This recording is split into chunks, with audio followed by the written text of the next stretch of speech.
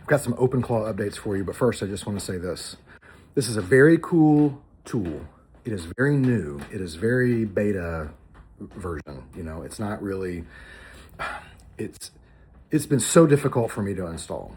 I was unable to install it on Cloudflare online, so I finally got an old machine and was able to get it up and running on an old machine. But it took having access to Grok and getting a whole bunch of detailed information from Grok, where it's pulling stuff real time from posts on X and Reddit and GitHub.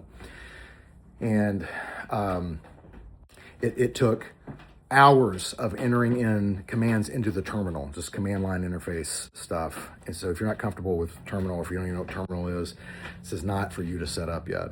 This is not for you to use. There are people that are spinning up stuff on a server where you just create an account and you have it, or there are people that are doing little turnkey things that you just run an installer and it's on, or whatever. And that's fine. We need to get to that at some point. But right now, I kind of like how hard it is to set up, because that means only a person with a certain set of skills and knowledge are going to be able to use it at this point.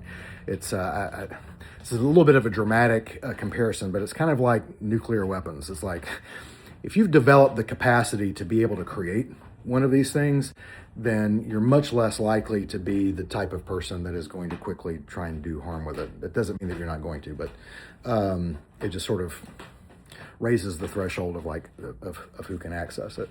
So there's been lots of goodwill and lots of sharing by most of the users. But one of the top 10 skills that you could download and immediately install was essentially nothing but malware that was meant to steal all of your passwords and API keys and everything. And so that was one of the first big oopsies of this whole experiment, you know. But, you know, they're solving those things. But again, this is just very early and it's very technical. So if you're like, I don't understand what it is, what is it? It's not for you yet. If you can look at it and go, I see what that is, and I see what it could do for me, but I don't understand what it is technically and how to use it, then it's almost for you. It's almost for you, maybe not quite. If you're like me, I'm probably one of the lowest level people that should be using this thing. Because if you're like me and you're like, okay, I think I can follow instructions enough to get this up and running, and you're able to get it up and running, then, you know, you'll probably find some ways to do it well.